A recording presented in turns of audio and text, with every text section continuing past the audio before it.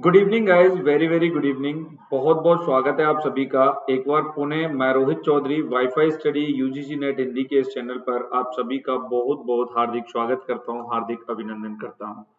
दिवाली निकल चुकी है, कैसी रही आपकी दिवाली बताइएगा सब लोग एक बार कमेंट्स करके। जैसा कि मैंने कल आपको बताया था कि हम लोग हर रोज छुट्टियों में भी आपके लिए एक एक वीडियो लेकर आते रहेंगे, उसी क्रम में आज मैं फिर हाजिर हूँ आप सबके लिए एक नया शानदार जानदार वीडियो लेकर के। तो आप लोगों ने दोस्तों अगर हमारे इस channel wifi study UGC NET Hindi को सब्सक्राइब नहीं किया है तो तुरंत बेल आइकन दबा करके आप सबसे पहले इस चैनल को सब्सक्राइब कर लीजिएगा और साथ ही बेल आइकन प्रेस करेंगे तो आपको हमारे द्वारा ली जाने वाली सभी क्लासेस का तुरंत से नोटिफिकेशन मिलता रहेगा। आज गोवर्धन पूजा का पावन दिन है, इसलिए मेरी तरफ से आपको और आपके पूरे परिवार को गोवर्धन पूजा की लाखों बधाइयां, ढेर सारी शुभकामनाएं। बहुत बहुत शुभकामनाएं। श्री कृष्ण भगवान जिस तरीके से उन्होंने गोवर्धन पर्वत को उठा करके संपूर्ण गोकुलवासियों की रक्षा की थी, वैसे ही ईश्वर मान के चलिएगा आप लोगों के भी सभी कष्टों का हरण करें। और ईश्वर से मैं प्रार्थना करता हूं कि ईश्वर आपको हमेशा उस ऊंचाई पे पहुंचाए जहां आप जाना चाहते हैं। तो wish you all the best guys. बहुत बहुत धन्यवाद आप सभी का जो आप आज भी इस अपने अमूल्य टाइम में से मेरा ये वीडियो वॉच कर रहे हैं। अनअकैडमी पर आप लोगों ने मुझे फॉलो नहीं किया हुआ है तो फॉलो कर लीजिएगा। वहां आपको हिस्ट्री पढ़ाता हूं मैं सेकंड पेपर के लिए, और वो भी अनअकैडमी प्लस पर। बहुत जल्द आफ्टर दिवाली हिस्ट्रोग्राफी का मेरा नया एक बैच आने वाला है। हिस्ट्रोग्राफी का मेरा एक नया बैच आने वाला है जिसे आप लोग अनअकैडमी प्लस पर पढ़ सकते हैं।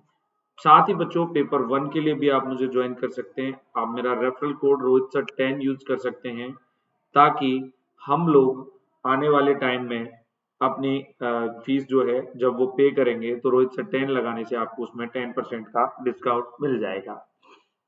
साथ ही दोस्तों अनअकैडमी का पेपर 1 हो या पेपर 2 हो, आप मेरा रेफरल कोड यूज करते हुए 10% के डिस्काउंट के साथ अनअकैडमी प्लस का सब्सक्रिप्शन ले सकते हैं, मेरी प्रोफाइल रोहित आशु को फॉलो करते हुए। ये अनअकैडमी पर मेरा शेड्यूल रहता है। अनअकैडमी पर भी आप लोग फ्री क्लासेस मेरे साथ ले सकते हो जिन्हें हम लोग स्पेशल क्लासेस के नाम से जानते हैं। तो ये मेरी सुबह मॉर्निंग में 9 बजे और रात को 9 बजे दोनों टाइम एक एक फ्री क्लास होती है। चलिएगा दोस्तों, कुछ विविध शब्द मेरे पास बचे हुए थे। जो विविध शब्द थे उनको मैं यहाँ पे एक बार आपको कंप्लीट कराऊंगा। उसके बाद हम मध्यकालीन जो है भारत के इस डिक्शनरी पे काम करेंगे। देखिएगा, भाषा या व्यक्ति तो यूनानी भाषा में जो है सिंधु शब्द, इसको यूनानी लोग जो थे उन्होंने इंडस कह के बुलाया था और यूनानियों ने झेलम को हाइडेस्पीस कहा है, ठीक है। और रावी को इन्होंने हाइड्रोटस कहा है। यूनानियों ने व्यास को हाइफेसिस कहा है। चिनाब को इन्होंने अंकेसिस कहा है। कृष्ण को मैगस्थनीज ने हेराक्लीज के नाम से बुलाया और शिव को डायनोसिस के नाम से बुलाया मैगस्थनीज ने। पाटलिपुत्र को मैगस्थनीज ने पालिब्रोथा बुलाया था। मैगस्थनीज कृषक वर्ग को हस्बैंड मैन कहता है। मार्ग का निरीक्षक करने वाला जो अधिकारी हुआ करता था मौर्य काल में, उसको स्ट्रेटोगाई कहा था मैगस्थनीज ने स्पेशली, ठीक है। स्ट्रेटोगाई या एग्रोनोमी दोनों ही नाम आएंगे निरीक्षक अधिकारी के लिए। मैगस्थनीज गुप्तचर जो निरीक्षक होता था उसको इंस्पेक्टर बुलाता था। और हेनसांग ने शिव के लिए खंड परेशु शब्द यूज किया है। शिव के लिए हेनसांग ने खंड परेशु शब्दावली यूज की थी। हेनसांग कन्नौज को कुसुमपुर के नाम से जानता है। मदुरा को मलकूट के नाम से, अयोध्या को साचे के नाम से, गुप्त मतदान को गुलहक कहा जाता था बुद्धकालीन गणराज्यों में। जबकि यहाँ इन बुद्धकालीन गणराज्यों में खुला मतदान विवतकम कहलाता था। मत को ये लोग वोट जो होता है उसको छंद कहते थे। और यहाँ पर कार्यपालिका वज्ञ यानी वर्ग कहलाती थी और कार्यपालिका का जो सदस्य होता था उसको दशार कहते थे। तो जो बुद्धकालीन गणराज्य थे उनकी मैं कहानी आपको यहाँ पे बताने का प्रयास कर रहा हूँ। चलिएगा आगे बढ़ते हैं। लोहे का जो फाल होता था इन बुद्धकालीन गणराज्यों में अयंगल इसको बुलाया गया। हथौड़ा ये सूत्र निपात में मिलता है, इसका नाम अयोकुट, ठीक है। निहाई जो है वो अयोधन होता था। और बिना रोपाई का जो धान होता था ना, जो बीज के चावल होते थे, ठीक है, उनको आप ब्रीही बुलाया करते थे। बुद्धकालीन गणराज्य में जो रोपाई का धान होता था, जो पेड़ रोपे जा चुके खेत में कच्चे धान जो खड़े रहते थे, उनको साली बुलाया गया। कुदाल चलाकर जीवन निर्वाह करने वाले को कौदालिक कहा गया। आम का बाग अमरैया और चमड़े की बनी धोकनी, इसको बस्ता कहते थे। बुद्धकालीन गणराज्यों में ही व्यापारियों की उपाधि सेठी हुआ करती थी। ऐसा गांव जिसका राजस्व सेठी को अनुदान में दिया गया हो भोजग्राम कहलाता था। किसान जो भूस्वामी होते थे गृहपति, और संपन्न किसान को कुटुंबिन के नाम से प्राचीन काल में जाना जाता था। इसके बाद बच्चों अयंगल क्या था? अयंगल जो है वो आपको बुद्धकालीन गणराज्यों में भू सर्वेक्षण अधिकारी के लिए एक शब्दावली दिखाई देती है। वहीं अयोकूट की बात करें तो ये राजपूत युग में स्थायी आसामी पर कर था, और राजपूत युग में यही राजस्व के अलावा लिया गया कर था, जिसको हम कहते थे अयोधन। ठीक है। ब्रीही कहते थे राजपूत युग में ग्रामीण द्वारा अधिकारियों को दिया गया धन। शाली कहा गया राजपूत युग में भूमि कर तथा वस्तु के रूप में लिया जाने वाला कर। कौदालिक कहा गया था राजपूत युग में वंशागत कर अधिकारी, और यहाँ पर राजपूत युग में इसको पंजीकरण भी कहा जाता था। राजपूत युग में इसको वंशागत अधिकारी भी कहा गया, पंजीकरण भी कहा गया। अमरैया राजपूत युग में खनिज पदार्थों का व्यापार करने वाला होता था। ठीक है। वहीं बस्ता जो है वो राजपूत युग में पशुओं का व्यापार करने वाला। राजपूत युग में घास के मैदान भी होते थे। ठीक है। और बस्ता जो है वो पुलिस चौकी भी होती थी।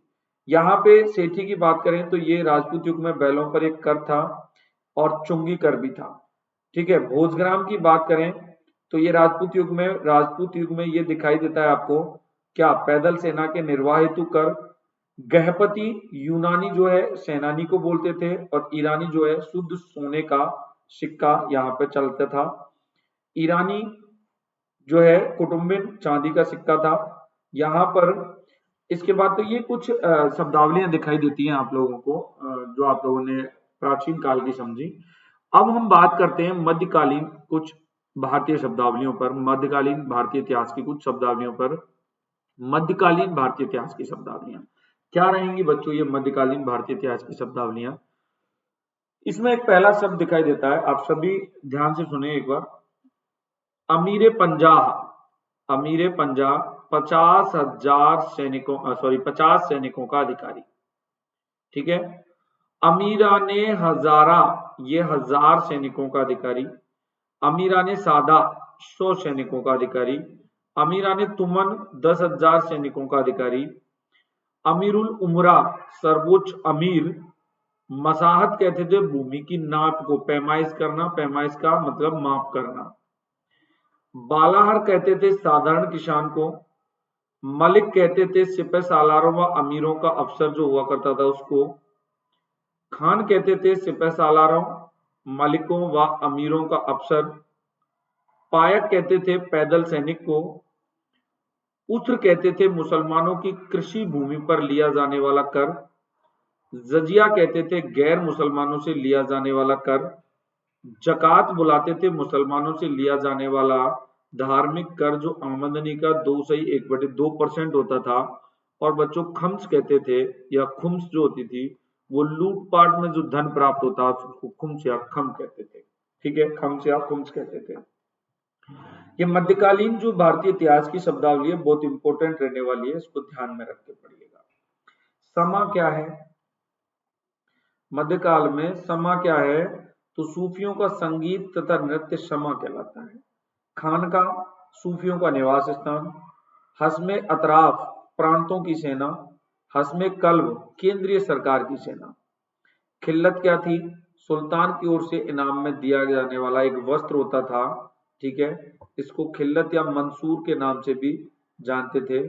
खलीफा के द्वारा सुल्तान को यह प्रदान किया जाता था। ठीक है। कुफ्र क्या था? अल्लाह व मोहम्मद साहब पर विश्वास ना रखना कुफ्र, जिसी से काफिर बनाए, वो लोग काफिर बुलाएंगे ना आपको, तो जो गैर मुसलमान लोग होते हैं उनको वो काफिर बुलाते हैं। खिरका ऊपरी वस्त्र जिसे शेख पहनते थे। खासा खेल शाही महल से संबंधित सेना। इदरार विद्वानों व धार्मिक लोगों को दी जाने वाली आर्थिक सहायता।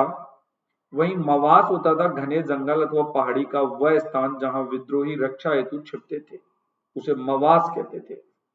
अख्ता क्या है? सल्तनत काल में सैनिक अधिकारियों को जीवन निर्वाह तथा सैन्य संचालन हेतु दी जाने वाली जागीर, जो भूमि का एक प्रारूप होता था, अख्ता कहते थे। वहीं बच्चों मुक्ता किसको कहते थे? मुक्ता कहते थे बड़ी अख्ता के स्वामी को।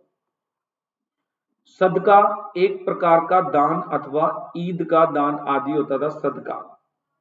वक्फ धार्मिक कार्यों हेतु सुरक्षित रखी गई भूमि अथवा धन वक्फ कहलाता था। आज आपको वक्फ बोर्ड दिखाई देता है।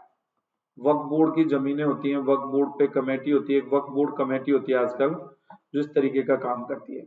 वहीं जहांदारी की बात करें तो शासन प्रबंध अथवा राज्य व्यवस्था। दारुल हर्ब काफिरों का देश। जीतल तांबे का एक सिक्का था, 1 से 3/4 तोले तक इसका वजन हुआ करता था। टंका सोने या चांदी का सिक्का, इसका वजन 1 तोला हुआ करता था। दीनार 96 जौ के बराबर सोने का सिक्का। तफसीर कहते थे कुरान का अनुवाद या समीक्षा करना। सरजानदार सुल्तान के अंगरक्षकों का जो सरदार होता था, पर्सनल बॉडीगार्ड का जो हेड होता था। और सरजामदार सुल्तान के वस्त्रों का मुख्य प्रबंधक, कि सुल्तान कब क्या कपड़े पहनेगा, सरजामदार उसका इंतजाम करता था। चलिएगा भाई आगे बात करते हैं दोस्तों। सरखेल 10 सवारों का सरदार। सिपह सालार 10 सरखेलों का सरदार। बितकची होता था लगान का हिसाब किताब रखने वाला। और दवीर बुलाया गया था सल्तनत काल में सचिव को। वाली कहते थे प्रांतों में सुल्तानों का प्रतिनिधि। फवाजिल या फाजिल राज्य को प्रेषित अधिशेष राजस्व। इतलाकी वह भूमि जिसकी देखरेख सुल्तान के कर्मचारियों द्वारा की जाती थी। कुब्बा क्या होता था? खुशी के समय मार्ग में बनाए जाने वाला एक प्रकार का तोरण या गुंबद। जैसे आजकल टेंट से अपन टेम्परेरी गेट बना देते हैं ना, ऐसे टेंट लगा करके ऐसे गेट लगा देते हैं, इसको कुब्बा बोलते थे। ठीक है, खुशी के समय पर ये बनाए जाते थे ऐसे गेट अस्थायी। तजकीर एक प्रकार का धर्मोपदेश। सरहंग कहते थे निम्न वर्ग के कर्मचारी को। और मेमार कहते थे इमारतों का निर्माण करने वाले इंजीनियर को। क्या कहते थे? मेमार कहते थे इमारतों का निर्माण करने वाले इंजीनियर को। युतसर्रिफ गांव में किसानों से लगान वसूलने वाला अधिकारी युतसर्रिफ होता था। दलुआ बुलाया गया भैया मंगोल सरदारों को दलुआ कहा है इन्होंने। नौबत कहा है एक नगाड़ा, बिगुल, तुरई, मांझ, बिगुल आदि का सम्मिलित नाम होता था नौकट। फिकह क्या है? इस्लामी धर्म नीति के ज्ञान को फिकह कहते हैं। फरमाने तुगरी वह फरमान जिस पर सुल्तान की खास मोहर लगी होती थी। भूमि संबंधी फरमान इसी तरीके से आपको दिखाई देते हैं। तो फरमाने तुगरी। इसके बाद में बात करते हैं पायगाह। शाही घोड़ों की नस्ल एवं घोड़ों का प्रबंधन करने वाला विभाग। और ख्वाजा कहते थे प्रांतों में हिसाब किताब की जांच करने वाले अधिकारी। इसे साहिब दीवान भी कहा जाता था। तो दोस्तों आप सभी का बहुत बहुत स्वागत है। आप पढ़ रहे हैं मेरे साथ मध्यकालीन भारतीय इतिहास का शब्दकोश। बताइएगा कैसा लग रहा है, कमेंट करते रहिएगा, आगे बढ़ते रहिएगा। खुतबा क्या होता था समझना जरूरी है। खुतबा ईद तथा जुम्मे की नमाज के अवसर पर पढ़ा जाने वाला व्याख्यान। इसमें खुदा की स्तुति तथा मोहम्मद साहब की प्रशंसा के उपरांत समकालीन सुल्तान का वर्णन होता था। इसे संप्रभुता का प्रतीक माना जाता था। इसे संप्रभुता का प्रतीक माना जाता था। भैया खासादार क्या था? सुल्तान के अस्त्र शस्त्र का प्रबंध करने वाला अधिकारी। खरीदादार क्या था? फरमान भेजने वाला अधिकारी। आखुरबक क्या था? आखुरबक क्या था? शाही घोड़ों की देखभाल करने वाला उच्च अधिकारी आखुरबक। और अमीरदाद यह सुल्तान की अनुपस्थिति में दीवाने मजलिस की अध्यक्षता करता था। तो भैया वेरी इंपॉर्टेंट फैक्ट लग रहा है मुझे देखने में, कंटिन्यू करना। गाइस बात करते हैं दीवाने मजलिस की। तो मंत्री परिषद हुआ करती थी, दीवाने आम एक दरबार हुआ करता था, दीवाने खास सुल्तान का एक विशेष कक्ष हुआ करता था, पर्सनल रूम जिसको बोलते हैं।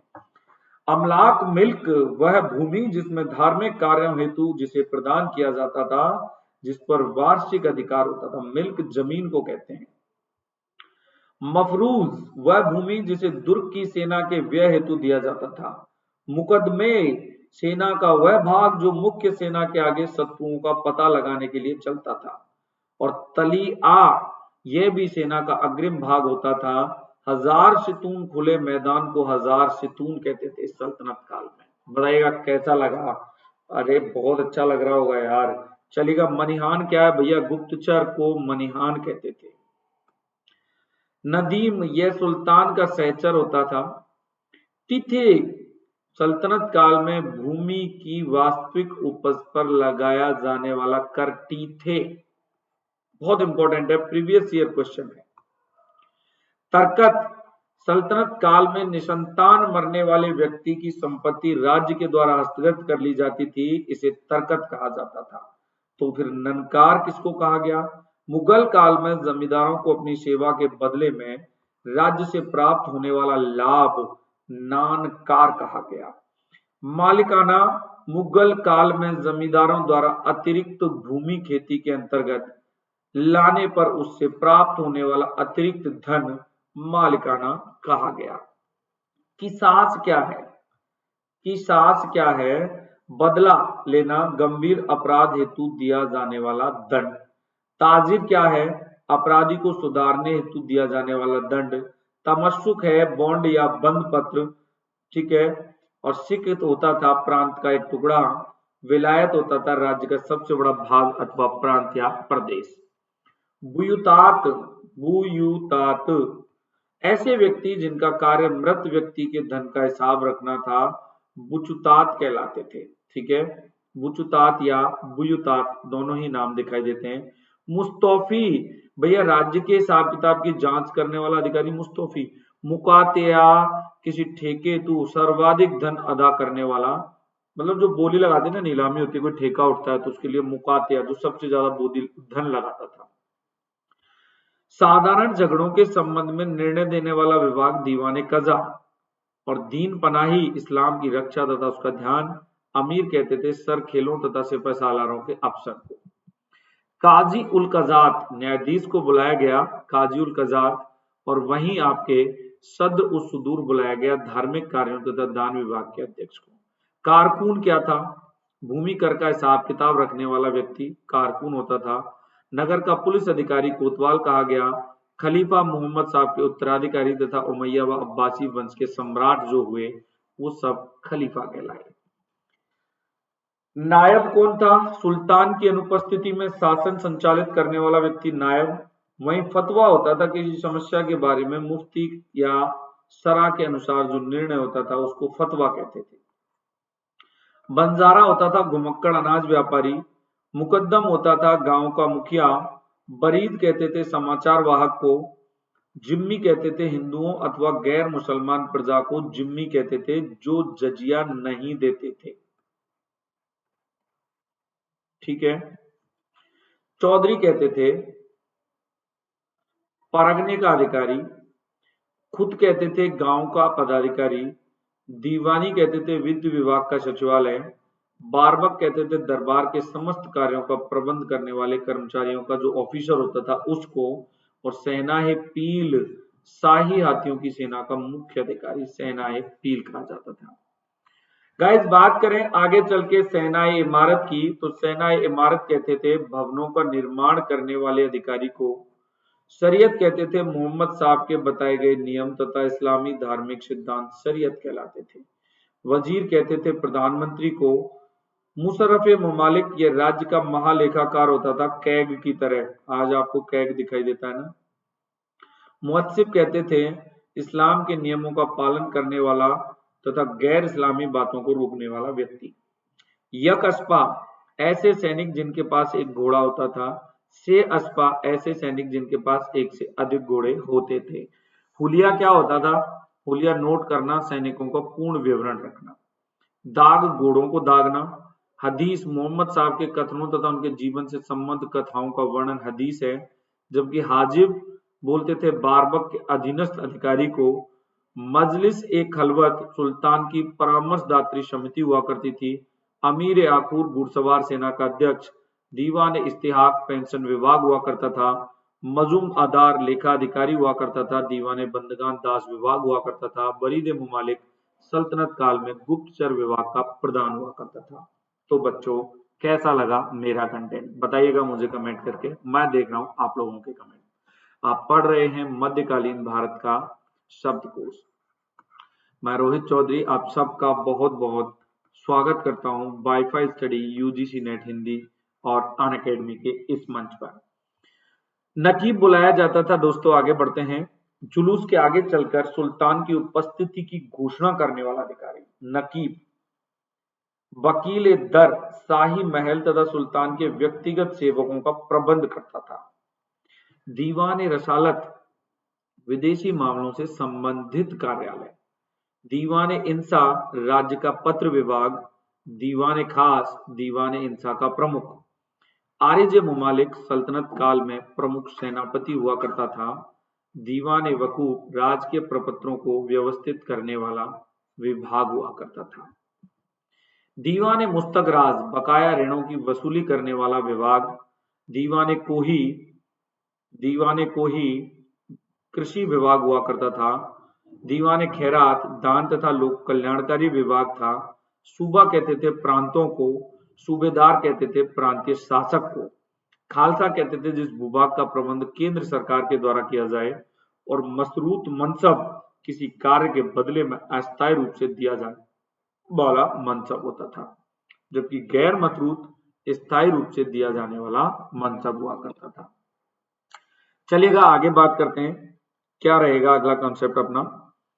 तो दोस्तों, हम लोग बात कर रहे हैं मध्यकालीन भारतीय इतिहास की, और आप लोग पढ़ रहे हैं मेरे साथ मध्यकालीन भारतीय इतिहास को।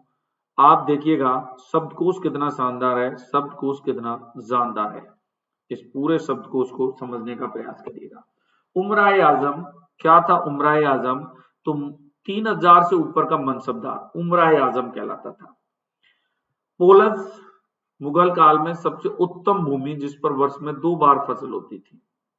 परौती द्वितीय श्रेणी की भूमि जिसे कुछ समय तक खाली रखा जाता था। एक्चुअली इसको परती भी बोलते थे, कई बार कंफ्यूज नहीं होना, परौती या परती थी। चाचर या छाछर तृतीय श्रेणी की भूमि जिसमें 4-5 वर्ष खाली रखा जाता था। बंजर भूमि बोलते थे निम्न श्रेणी की अनुत्पादक भूमि जिस पर कोई खेती नहीं होती थी। ठीक है। गल्ला बख्शी भू राजस्व निर्धारण की प्रणाली थी जिसमें फसल की कटाई के बाद लगान लिया जाता था। नसक भू राजस्व निर्धारण की पद्धति खड़ी फसल के आधार पर लगान का अनुमान लगाने नसक प्रणाली कहलाता था। जब्ती क्या था? भू राजस्व निर्धारण की एक प्रणाली। हस्तो खुद भू राजस्व निर्धारण की प्रणाली जिसमें खड़ी फसलों के आधार पर भू राजस्व निर्धारित करते थे। कनकूत भी भू राजस्व निर्धारण की एक प्रणाली थी। मीर बख्शी मुगल काल में सैन्य विभाग का प्रमुख व्यक्ति हुआ करता था। खान ए सामान मुगल काल में सुल्तान के व्यक्तिगत सेवकों तथा शाही महल का प्रबंधन करना। करोड़ी होता था, माल कलेक्टर को करोड़ी कहते थे। खबर नवीस गुप्तचरों को खबर नवीस कहते थे। नाजिम प्रांतीय सूबेदार होता था, उसको नाजिम कहते थे। सरकार कहते थे मुगल काल में जिले को। फौजदार कहते थे जिले का प्रमुख अधिकारी जो फौजदारी का कार्य करता था। वहीं बच्चों बात करें अमल गुजार की, तो अमल गुजार कौन था? यह जिले का प्रमुख अधिकारी था, दीवानी कार्य करता था। महाल क्या है? मुगल काल में परगने को महाल कहा जाता था। परगना यानी कि तहसील टाइप जो होता है ना, वो महाल। आमल क्या था? परगने का मुख्य अधिकारी आमल। कानून गो इस परगने के पटवारियों का प्रधान जो होता था, एक तरीके से एसडीएम टाइप बोल सकते हैं उसको ना, परगने में पटवारियों से ऊपर से होता था, तहसीलदार टाइप। ठीक है ना, तहसीलदार टाइप जो है। पोतदार क्या होता था? इस परगने का खजांची, कैशियर। हद ईश्वरीय अपराध के लिए दिया जाने वाला दंड। मीरे बहर, ये प्रीवियस ईयर क्वेश्चन है। मीरे बहर नौसेना का अध्यक्ष होता था। मुअल्लिम जहाज का कप्तान हुआ करता था।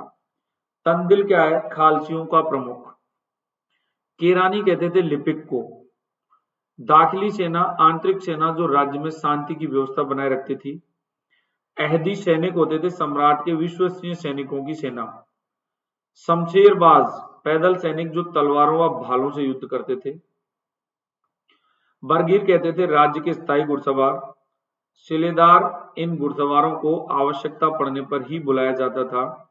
मीर आतिश कहते थे तोपखाने के अध्यक्ष को। जिनसी, भारी तोपों को जिनसी कहते थे, दस्ती कहते थे हल्की तोपों को। फाजिल कहते थे तर्क व दर्शन में निपुण विद्यार्थी को। आमिल कहते थे धर्मशास्त्र में निपुण व्यक्ति को। काबिल कहते थे साहित्य में निपुण व्यक्ति को। मदरसा, मुसलमानों के उच्च शिक्षण संस्थान। और मकतब हुआ करते थे मुस्लिम वर्ग की प्रारंभिक शिक्षा देने वाले संस्थान। आइन होता था सरकारी नियम व कानून। खानजादा होता था उमरा का पुत्र, उमरा जो अमीर होते थे। गंज क्या होता था, स्थायी रूप से लगने वाला छोटा बाजार या अनाज की मंडी। देह क्या है, गांव, मौजा या कुरियत का पर्याय। अताबेक, अवयस्क तुर्की शासकों के संरक्षकों हेतु प्रयुक्त एक उपाधि हुआ करती थी, अताबेक। फितना क्या था, इस शब्द का प्रयोग ईश्वरीय कानून के उल्लंघन तथा विद्रोह के संदर्भ में किया जाता था, फितना। अबवाब, जमींदारों लगाए जाने वाले कर तथा चुंगी जो इस्लाम के विरुद्ध है, छोटे मोटे कर, ठीक है, अबवाब कहलाते थे। वहीं जामी कहते थे प्रधान मस्जिद को। प्रधान मस्जिद को क्या कहते थे, जामी। तुयूल, जागीर व एकता का एक पर्यायवाची शब्द है। मुआफी, सेवा अथवा धर्म हेतु दिए गए दान के आधार पर राजस्व मुक्त भूमि होती थी। मुतालबा की बात करें तो राजस्व की मांग अथवा बकाया राजस्व की वसूली। रे या राई कहते थे राजस्व दर की तालिका जिसका प्रयोग राजस्व के आकलन में किया जाता था। जो लिस्ट होती थी ना उसको रे या राई कहते थे। तो इंपॉर्टेंट रहेगा ये, रे या राई, याद रखना थोड़ा सा, क्या हो जाएगा, रे या राई। चलिएगा बच्चों आगे बढ़ते हैं भैया। अल्तमगा सम्राट के द्वारा दी जाने वाली एक विशेष प्रकार की जागीर हुआ करती थी। अमीन शेर शाह के काल में परगने का एक अधिकारी होता था। बटाई, खेत जोतने वाले तथा भूस्वामी के मध्य उपज का बंटवारा। गल्ला बख्शी का ये दूसरा नाम है। चकला, यह 17वीं सदी में एक प्रशासनिक इकाई थी। और चौथ कहते थे मराठों द्वारा विजित क्षेत्र से वसूला जाने वाला राजस्व का 1/4 भाग। दाम कहते थे बच्चों तांबे के सिक्के को। देसाई कहते थे जिले का प्रमुख राजस्व अधिकारी। जिहाद कहते थे काफिरों के खिलाफ की जाने वाली धर्म युद्ध की घोषणा को जिहाद कहते थे। जरीब कहते थे जमीन को मापने के एक उपकरण को। और जमा कहते थे किसी क्षेत्र से प्राप्त होने वाले राजस्व को। हासिल कहते थे किसी क्षेत्र से प्राप्त होने वाला वास्तविक राजस्व। और हाट, हाट इसका नाम हाट था। हाट कहते थे गांव में समय समय पर लगने वाला बाजार। हाट लगती है ना, आज भी आपने हटवाड़ा देखा होगा, वही हाट थी। इजारा कहते थे भू राजस्व वसूली के क्षेत्र में ठेके की प्रथा को। और हुंडी कहते थे स्वदेशी बैंकर के द्वारा जारी किया गया प्रमाण पत्र तथा आधुनिक चेक के समान एक व्यक्ति एक स्थान पर धन जमा करवाकर दूसरे स्थान पर धन को पुनः प्राप्त कर सकता था। एक तरीके का डीडी भी बोल सकते हैं, डिमांड ड्राफ्ट, ठीक है। हुंडी, इनाम क्या होता था, लगान मुक्त भूमि अथवा कल्याणकारी हेतु दिए जाने वाले कार्यों के लिए दिया जाने वाला धन इनाम या वजीफा कहलाता था। वजीफा भी इसी को कहते थे। गाजी कौन होता था, ठीक है, गाजी क्या है, जिहाद में विश्वास करने वाला वीर योद्धा, ठीक है। बाबर ने इसको धारण किया था राणा सांगा के विरुद्ध, आप लोगों को याद होगा, ठीक है। गाजी जिहाद में विश्वास करने वाला पीर योद्धा। दारुल इस्लाम मुसलमानों का देश। और गुमास्ता होता था खालसा जमीन पर नियुक्त किए जाने वाला अधीनस्थ अधिकारी। चलिएगा गाइस आगे बात करते हैं। दस्तूर क्या था, दस्तूर था अकबर के काल में राजस्व निर्माण की दरों की सूची। मौजा, राजस्व के संदर्भ में गांव हेतु प्रयुक्त शब्द। मिरास, वंशानुगत अधिकार। पट्टा, भू राजस्व देने वाले व्यक्ति को दिया जाने वाला पत्र जिसमें भू राजस्व से संबंधित शर्तें लिखी हुई होती थी, उसको पट्टा कहते थे। तो कबूलियत किसको कहा गया, राजस्व देने वाले को पट्टा देकर कबूलियत नामक पत्र पर हस्ताक्षर करवाए जाते थे। जरीमाना भूमि की पैमाइश के बदले लिया जाने वाला कर और मुहा सालाना राजस्व इकट्ठा करने हेतु लिया जाने वाला कर, ये मुहा सालाना कहलाता था। पटेल गांव का मुखिया होता था, मुकदम गांव का अधिकारी, मुंसिफ स्थानीय न्यायाधिकारी, खुद कास्त स्वयं के द्वारा जोती जाने वाली भूमि और पाही कास्त होती थी एक गांव में अपनी भूमि के अतिरिक्त दूसरे की भूमि पर खेती करना। मुजारियान क्या होता था, दूसरे गांव में दूसरे की भूमि पर मजदूरी करना। नजराना होता था निष्ठा प्रदर्शित करने हेतु सम्राट को अधीनस्थ कर्मचारियों द्वारा दिया जाने वाला एक उपहार। पैबाकी होता था एक जागीरदार के स्थान पर दूसरे जागीरदार की नियुक्ति पर जागीर जब तक स्वामित्वहीन होती थी तब उसे पैबाकी कहा जाता था। बताइएगा कैसा लगा दोस्तों। यार बहुत शानदार जानदार कंटेंट मैं आपके लिए लेके आया हूँ। थोड़ा मुझे पता है आपका मन नहीं लग रहा होगा पढ़ने में, या आप लोग सोच रहे होंगे यार कि त्योहार के दिन तो छुट्टी उट्टी होनी चाहिए थी, सर ने क्या क्लास क्लास के झंझट में फंसा दिया। लेकिन बच्चों जो मेहनत करता है ना वो वास्तविक तौर पे एक दिन आगे बढ़ता है। तो आप लोग बने रहिएगा मेरे साथ, कोई इश्यू नहीं आएगा आपको। जबरदस्त तरीके से हम लोग इसको कंटिन्यू करने वाले हैं, समझ रहे हो।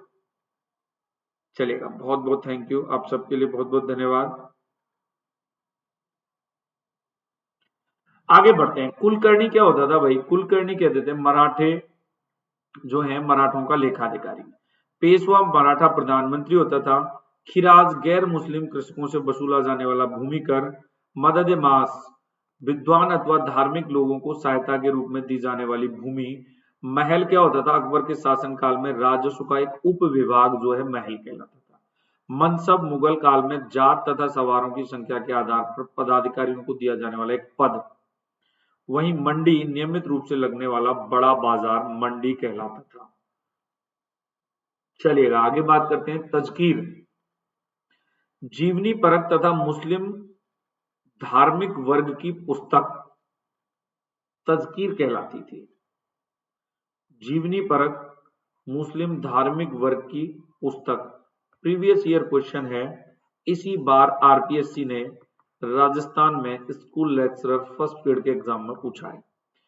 तकावी क्या होता था, सरकार द्वारा कृषकों को दी जाने वाली पेशगी रकम। शेखजादा भारतीय मुसलमान। सैयद स्वयं को मोहम्मद के नाती हुसैन का वंशज बताने वाला मुस्लिम संप्रदाय सैयद कहलाता है। ताल्लुक अधीन क्षेत्र अथवा आश्रित राज्य। सयूरगल मुगल काल में पातशाह द्वारा लिया जाने वाला भत्ता। वजीफा सम्राट द्वारा दरमार दिया जाने वाला नगद भत्ता।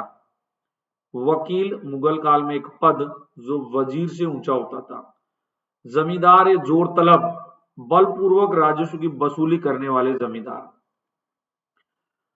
पंडित राव कौन होता था, मराठा धर्म विभाग का प्रधान। वाकिया नवीस ये एक मराठा मंत्री था तथा अष्ट प्रधानों में सम्मिलित था। सुरुनवीस मराठा सचिव को कहा जाता था जो पत्र विभाग का अध्यक्ष होता था। सरे नौबत मराठा राज्य में सेनापति को सरे नौबत कहते थे। हवलदार मराठा राज्य में दुर्ग का एक अधिकारी होता था। सबनीस मराठा राज्य में दुर्ग का एक अधिकारी होता था। अमीन उल मिल्लत शासक का दाहिना हाथ, कहते हैं ना पर्सनल आदमी। यमीन उद्दौला मुसलमानों का संरक्षक और अमीर उल मोमिन विश्वास पात्रों का मुखिया। नासिर अमीर उल मोमिन विश्वास पात्रों का उपनेता। बसरा कहते थे कुरान तथा हदीस के अनुसार आचरण करने वाले सूफी संतों को। मुनहिस कहा जाता था गुप्तचरों को। मुनहियानस कहा गया अलाउद्दीन के समय सुल्तान को बाजार की दरों से अवगत करवाने वाले गुप्त पुलिस सेवा के अधिकारियों को। तो वेरी वेरी इंपॉर्टेंट है मुनहियानस। सराय आदिल कपड़ा बाजार को कहा गया। अहल ए यूसुफ सैनिक वर्ग को कहा जाता है। खजीज सल्तनत काल में कोषाध्यक्ष को कहा जाता है। तो याद तो करने पड़ेंगे। आप सोच रहे होंगे कि गुरुजी इतने लिखा दिए, इतने तो आज तक कहीं नहीं पढ़े कहां से लाए। तो मत पूछो कहां से लाया कैसे लाया, बहुत मेहनत से लाया, बट अब आप पढ़ो। तौहीद इलाही एक देवी एकेश्वर बात। पानदारी बड़े बड़े शहरों में बाहर से आने वाली वस्तुओं पर कर। तरीकत कुरान की उदारवादी व्याख्या को कहा जाता है तरीकत। शाहरुख मुगल कालीन चांदी का सिक्का। शाहरुख खान नहीं है ये। नाबुद बोए हुए क्षेत्र का फसलीन भाग। मनसंद आत्मिक सहयोग प्राप्त करने के लिए नियुक्त अभिकर्ता, जिनकी नियुक्ति गुरु अर्जुन देव ने की थी। मसंद, मसंद एक तकिया जैसा और होता है, वो मत समझ लेना। अजलाफ, निम्न वर्ग के मुसलमानों को अजलाफ कहते थे। हनफी, इस्लाम की उदारवादी विचारधारा को हनफी कहा गया। रातिबी, ऐसे कारखाने जिनमें काम करने वालों को निश्चित वेतन मिलता था। अक्ताए तमलीक, इसका संबंध भूमि से था। आयलत, मिनहाज के ग्रंथ में अक्ता के संदर्भ में प्रयुक्त शब्द आयलत है। महरूषा, रक्षक सेना युक्त शहर या प्रांत को महरूषा कहा जाता था। हस्म ए मुर्तब, स्थायी सेना। मुफरिद, सल्तनत कालीन अधिकारी जो दुर्ग में हथियारों की देखभाल करता था। कसी कहते थे प्रत्येक 50 घोड़ों पर आने वाला वाहक। और मूरो, मुस्लिम व्यापारियों को कहा जाता था। तो वेलम कहा गया है गुड़ को। कोलिंग कहा गया है दक्षिण भारत में बंजारों को। वेटेलस, गोलकुंडा की मलमल को कहा गया है पणम, मध्यकाल में मुद्रा की सामान्य इकाई थी। और कम्मलर, तांबे, लोहे व जस्ते के दस्तकारों को संयुक्त रूप से कम्मलर बुलाते थे। तो बच्चों, लोहे पर लगने वाला कर कहलाता था कर बुंदसुक। काल्यम, खदान से पत्थर निकालने पर कर। तैनात रकाब, दरबार में उपस्थित अमीर। शिशमाहा जागीर, जिसकी वसूली 50% तक होती थी। सीमाहा जागीर, जिसकी वसूली 25% तक होती थी। और खासा होता था जागीरदार के वेतन में 25% की कटौती। तो मुकासा अनुदान किसको कहते थे? जिनके प्रशासनिक अधिकार भी अनुदान ग्राही को मिलते थे। मुकासा दान की हुई जमीन थी और मराठा काल में। सरंजाम, फौजों की व्यवस्था आदि के लिए किसी गांव के राजस्व में हिस्सा निर्धारित करने की व्यवस्था। मीरासदार बुलाया गया बच्चों जिनको अपनी भूमि थी तथा उत्पादन के साधनों पर अधिकार था उनको। वहीं सहोगा, चौथ में पंत सचिव को प्राप्त जो हिस्सा होता था 6% उसको सहोगा कह करके बुलाया जाता था। काम बिजदार, चौथ वसूल करने वाले अधिकारी। गुमास्ता कहते थे हम लोग किसको? सरदेशमुखी वसूल करने वाले अधिकारी को। जबकि दीवान तजबीह सैन्य लेखे जोखे का विभाग रखने वाला, ये होता था मराठा काल में। नजीर, मुगल कारखानों का पुनर्निरीक्षण अधिकारी। बरत या बारात, कारखानों की वित्तीय आवश्यकताओं की स्वीकृतियों का फरमान। और दौल कहते थे दौल, अनुमानित जमा जो होता था उसको क्या कहा जाता था? दौल कहा जाता था। मुकासमा, मुकासमा क्या था? उत्पादन पर लिया जाने वाला कर। गारूहाला गावेती, खुद कास्त कृषकों के लिए। राजस्थान में यह शब्द प्रयुक्त होता था। मिरासी थलवाहिक, खुद कास्त कृषकों के लिए। महाराष्ट्र में यह शब्द प्रयुक्त होता था। पूरे तौर से बसे हुए गांव को असली कहते थे। नए तौर पर विकसित गांव को दाखिली कहते थे। और जमींदारों को जमींदारी के बाहर जो गांवों के क्षेत्र मिलते थे उनको रैती बुलाते थे। वहीं बच्चों, बलूता क्या था? तो गांव के कृषकों द्वारा वर्ष में 2 बार कारीगरों को दिया जाने वाला अनुदान बलूता कहलाता था। जिन गांवों को मदद मास, माफी व वफ के रूप में मालगुजारी मुक्त अनुदान दिए जाते थे उनको एम्मा ग्राम कहा गया था। नाखुदा व्यापारी कौन थे? जो प्रतिष्ठित व्यापारियों तथा एजेंटों दोनों की श्रेणियों में आते थे। मुशादात, राज्य के द्वारा अमीरों को एक ऋण प्रदान किया जाता था, उसको मुशादात कहा जाता था। आवेग कहते थे वह प्रणाली जिसमें उधार लिया हुआ धन विशिष्ट स्थान को व्यापार के लिए प्रस्थान कर रहे जहाजों में रख दिया जाता था। चलिएगा आगे बात करते हैं। बछायत व्यापारी कौन होते थे? जो किसी गांव में अस्थायी रूप से रहते थे। सैथानी, जो व्यापारी गांव या कस्बे तक व्यापार सीमित रखते थे वो सैथानी कहलाते थे। कैंडी, कैंडी क्या था? कैंडी था गोवा में प्रचलित तौल की एक इकाई। बहार, अरबों के द्वारा अपनाई जाने वाली तौल की एक इकाई बहार। पारसी जो पुरोहित होता था उसको हरबुद बुलाया गया। सूरत के चुंगी घर को दोगाना कहा जाता था। कार्ज व्यवस्था या परमिट व्यवस्था, कोई भी भारतीय अरबी व्यापारिक जहाज पुर्तगालियों से परमिट लिए बिना हिंद महासागर से नहीं जा सकता था। इसके बाद एक नीति दिखाई देती है डाइफट की नीति या डाइफिट की नीति, सिखों के द्वारा अपनाई गई। इसके अनुसार पहले आक्रमण करो, फिर भागते हुए देखो, फिर लौटकर जबरदस्त आक्रमण करो। मिरस एक साधारण व्यक्तित्व हुआ करता था। जजमानी व्यवस्था का मतलब कारीगरों को उनकी सेवाओं के बदले गांव के उत्पादन का कुछ भाग दे देना। औरंग का मतलब था बच्चों विशेष केंद्र जहां कारीगरों के समुदाय एकत्रित होते थे। अहल ए सादात प्रबुद्ध वर्ग को कहा गया। अहल ए मुराद राजप्रसाद में आमोद प्रमोद का प्रबंध करने वाले अधिकारियों को कहा गया। अब यार एक्चुअली क्या है, कमेंट तो यहाँ चल नहीं रहे क्योंकि वीडियो लाइव हो रहा होता तो मैं आपके कमेंट्स पढ़ रहा होता ऐसे करके मोबाइल में आपसे बातचीत भी करता रहता तो थोड़ा मुझे भी अच्छा लगता। बट अब क्या करें यार, बताइएगा। आप लोगों को पढ़ना तो है ही और हम लोगों ने इसीलिए आपको प्रीमियर वीडियो दे दी। चलिएगा कोई बात नहीं, आगे बढ़ते हैं। अनुमरण विधवा को अपने पति के पुतले के साथ सती होना। स्त्रियों द्वारा शरीर को ढके रहना। सत्र अतुल मामा मुगल शहजादियों को पढ़ाने वाली अध्यापिकाएं और किज्जनी नाचने गाने का पेशा अपनाने वाली स्त्रियां किज्जनी कहलाती थी। गैबाना किसी अमीर को उसकी अनुपस्थिति में सम्मानित करना गैबाना कहलाता था। वेतुल मल मृत अमीरों की संपत्तियों का हिसाब रखने वाला विभाग। कुरबेगो कर ये राज के चिन्ह की देखभाल करने वालों को देना पड़ता था। बशाई खेतिहर दास होते थे। रावत सुल्तान के विरुद्ध विद्रोहियों का साथ देने वाले हिंदू अधिकारियों को बर्नी ने रावत कहा है। चिल्ल क्या है भैया? चिल्ल या चिल्ला भी कहते हैं इसको। 40 दिन तक मस्जिद या बंद कमरे में जीवन व्यतीत करना। वहदत उल वजूद ईश्वरी एकता। वहदत उल सुहूद दर्शन की एकता। रुद्ध भारोदी कश्मीर में बेगार को कहा गया है। भूमि अबुल फजल द्वारा जमींदारों हेतु प्रयुक्त किया गया शब्द। सायर चौथ बंगाल व दिल्ली के आसपास के जमींदारों को प्राप्त अतिरिक्त लाभ का 1/4 भाग हुआ करता था। वहीं उलूस जमींदारों की सेना हेतु प्रयुक्त शब्द है और दोषी हट कपड़े के बाजार को कहा गया था। प्रीवियस ईयर क्वेश्चन है, पूछा जा चुका है। कुर्तोली किसको कहते थे? आसामी का खेत व घर जो दीर्घ काल के लिए बंधक हो जाता था। जैसे कोई रख देता था ना, पैसे ले लेता था, बंधक रख देता था।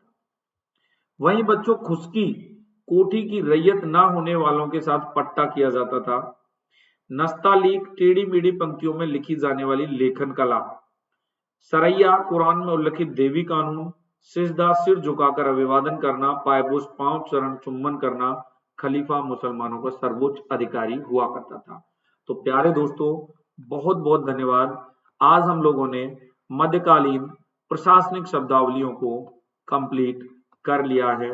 आप सबके लिए पुनः गोवर्धन पूजा की, दीपावली के इस पूरे त्योहार की हार्दिक शुभकामनाएं। बहुत बहुत धन्यवाद। एक बार वापस आप सबको दीपावली, गोवर्धन पूजा, भैया दूज सब त्योहारों की बहुत बहुत हार्दिक शुभकामनाएं। थैंक यू वेरी मच जो आज आपने अपना अमूल्य समय दिया। मैं मिलता हूं आपसे नेक्स्ट क्लासेस में। Take care, bye bye, God bless you, thank you.